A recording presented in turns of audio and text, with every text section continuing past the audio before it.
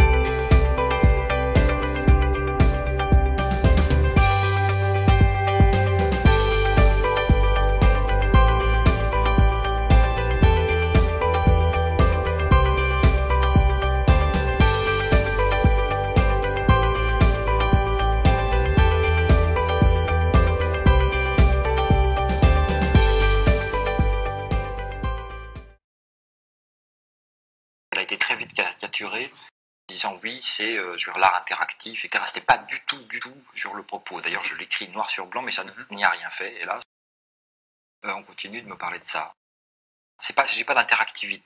Passif, un monde dont on dispose, dont on a la maîtrise, etc. En particulier parce qu'il a été produit. Mais justement, le fait qu'il ait été produit me semblait quelque part une lourde hérédité. Enfin, cet objet-là avait quelque chose à dire. Enfin, il passait lui-même au-delà de son propre usage. Alors, il tombait dans le royaume, dans le règne du cygne, enfin l'ère du cygne, où là, les choses ne se passent pas aussi simplement. Parce que, je veux dire, authentique, original, hein, qu'on puisse véritablement saisir.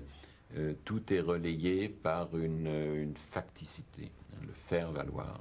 Alors là, on entre dans quelque chose, est-ce que c'est encore de la valeur? Est-ce que c'est une simulation de valeur? Bref, la valeur, finalement, s'épuise, même dans notre système, je veux dire, elle s'épuise. Hein.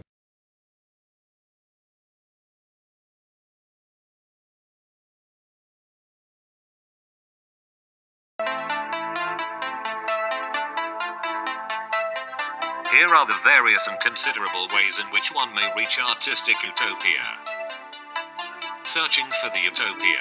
Here we see two young artists, eagerly seeking out the artsy utopia. Watch them lurk with creativity.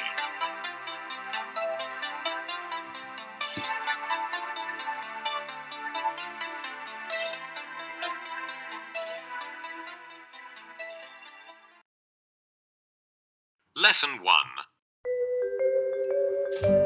Washing up paintings can be considered a domestication of the artwork, a new territory in art. This activity mimics the everyday, in a way that develops a new aura between the workplace and the home.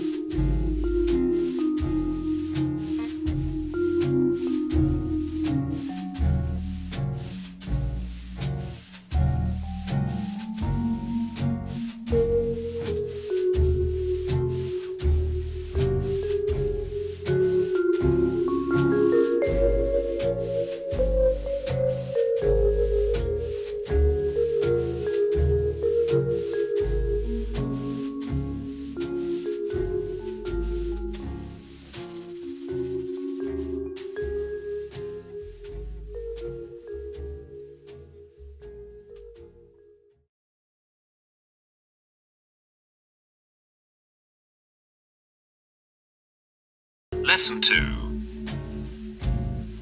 Painting the inside of one's face represents a painting of the soul. It's a lesson in metaphysics for our two young artists, forging a connection between medium and body gives for quick and easy access to the artistic mindset.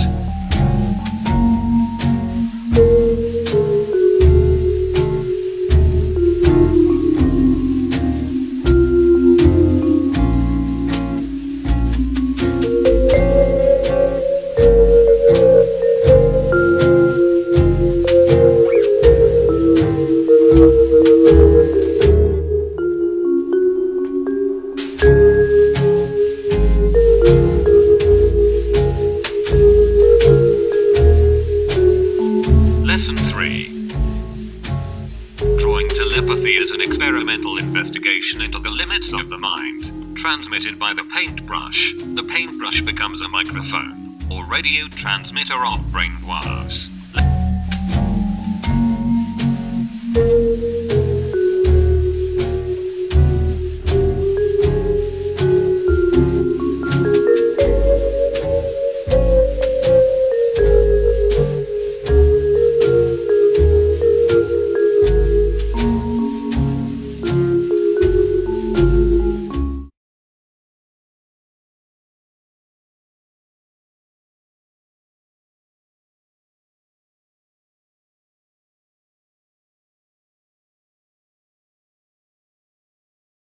Lesson 4. Here our artists lie, face down, aiming to get into the mindset of a slug. Lesson 5. Relational practices question the hierarchy of physical objects in regards to the social interstices that artworks may hold.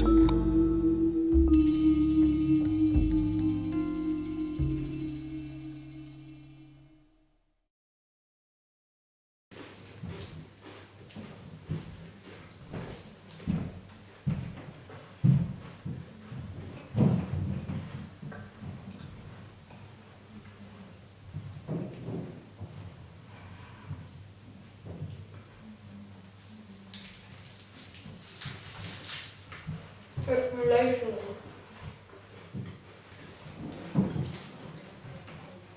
It's relational.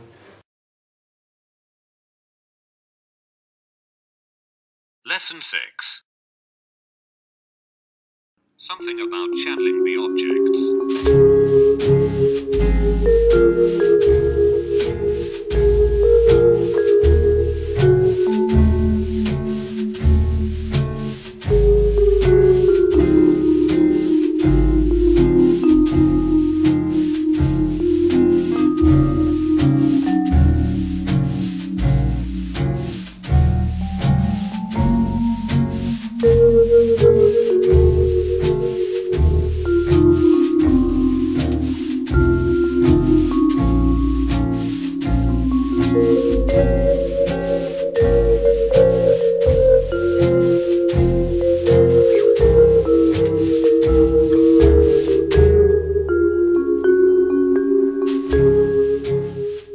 You might surprise yourself. By now you should all have a clear idea of exactly what is needed to transcend the encounters of normal life and step into the mysterious world of the artist. I don't get it.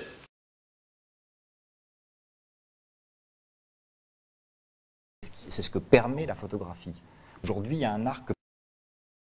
C'est vrai que l'art des années 80 a fonctionné sur le modèle du néo.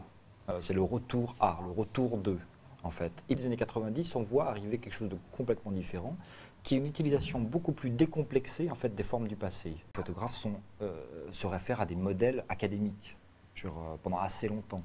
Et la véritable innovation, elle vient de l'impressionnisme, qui est cette peinture qui essaye de définir la forme par la lumière.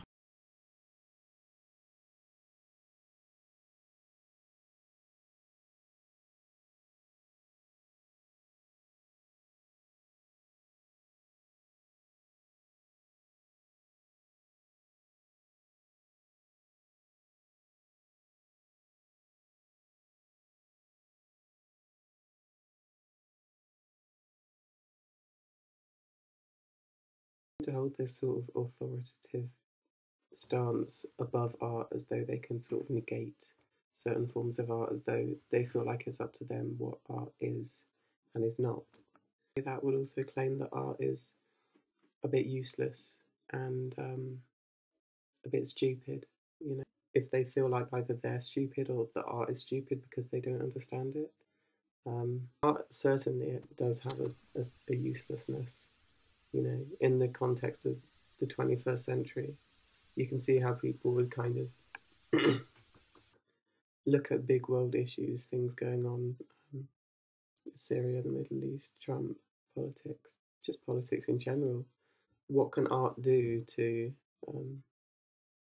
actually address that when you make work that is purely within a gallery context or purely within a studio practice context, and it's very kind of contained and it's kind of departs from the real world. It does have its own place in the 21st century, but people shouldn't actively be encouraged, even from an art school basis, to work like that.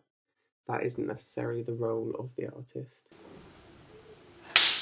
There is this kind of, all of these different contradictions within the art world, whereby it's capitalist whilst being anti-capitalist, and naive whilst being informed, and ironic whilst being sincere. You know, it contradicts itself essentially, but capitalist ideas about how to be productive and how to do stuff, and artists have to make a living somehow. You can't really survive. You can't really exist in the 21st century art context, in the West at least, I believe, without to somewhat of an extent engaging in capitalism. Therefore, you've already contradicted yourself if you're trying to make work that is a-capitalist or anti-capitalist. Government support for the arts is less than 1% of total government funding.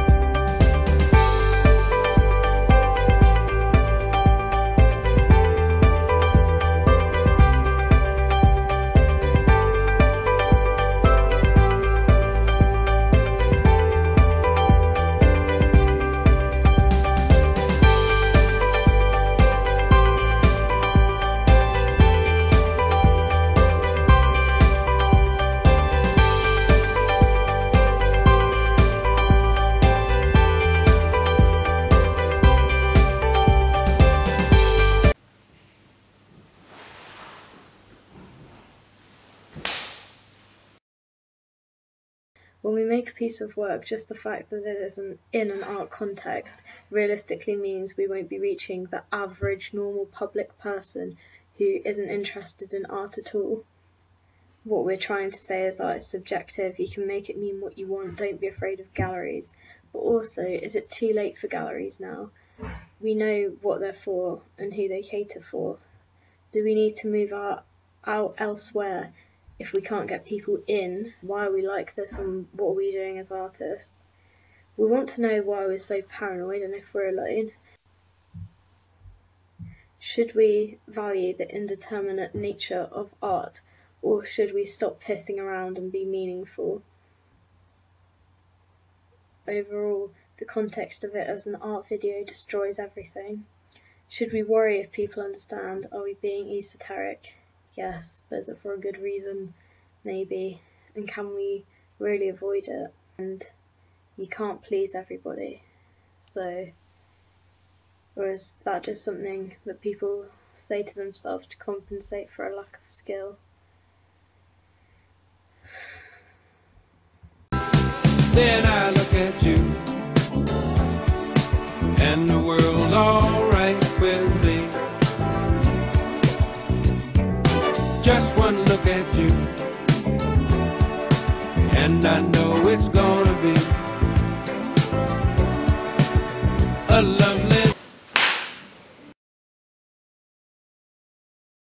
C'est ce qui fait qu'il y a une sensibilité particulière et qu'il y a véritablement des œuvres singulières et originales qui sont apparues dans ces années-là.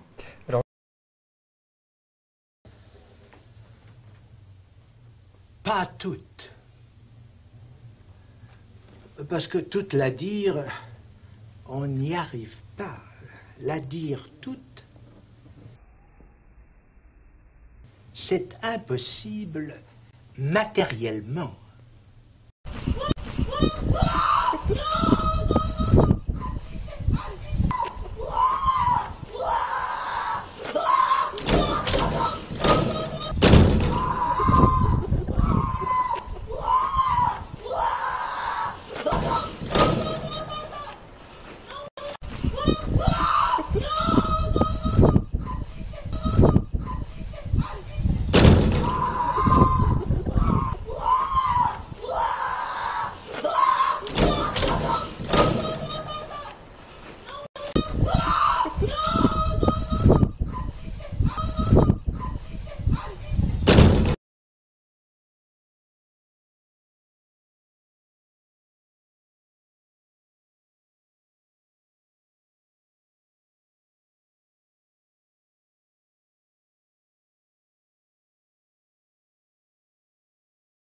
Fur coats sewn to the back of chairs.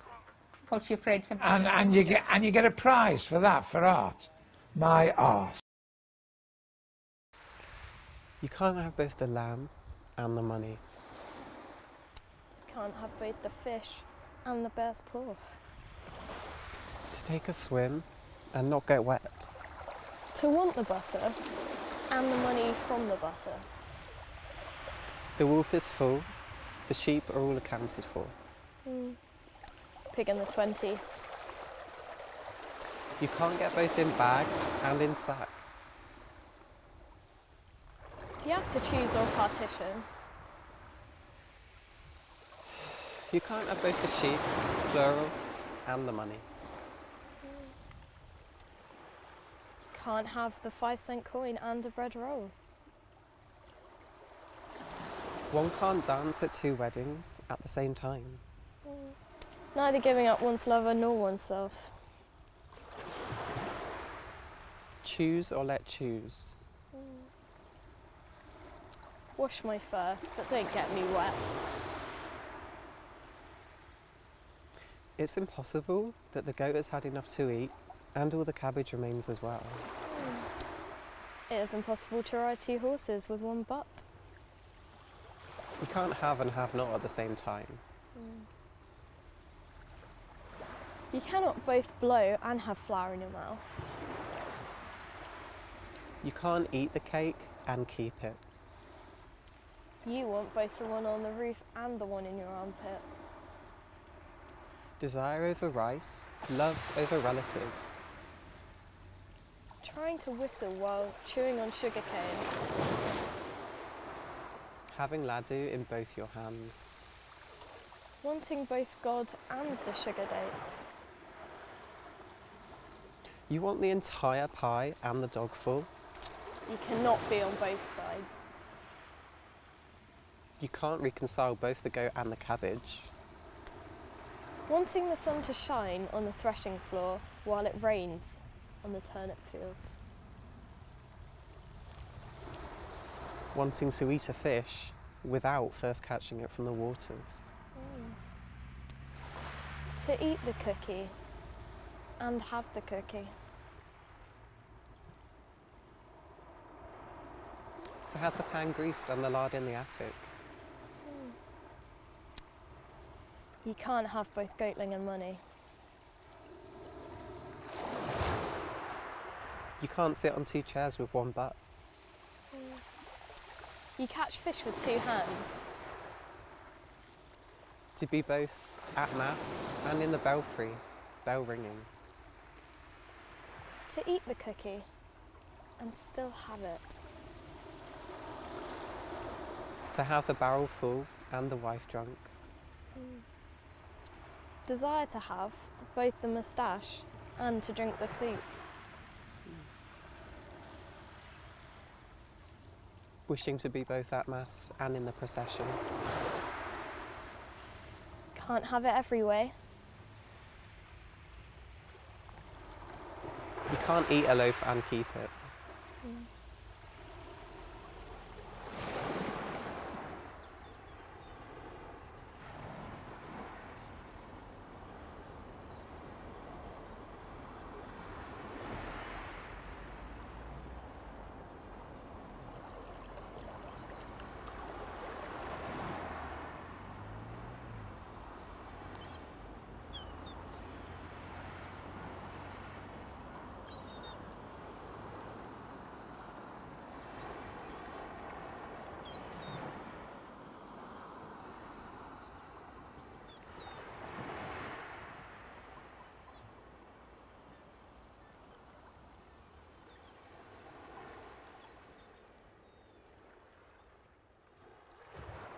You must admit, most of the time you go in places like the Tate, you do look at things and go, and you look around and people are going,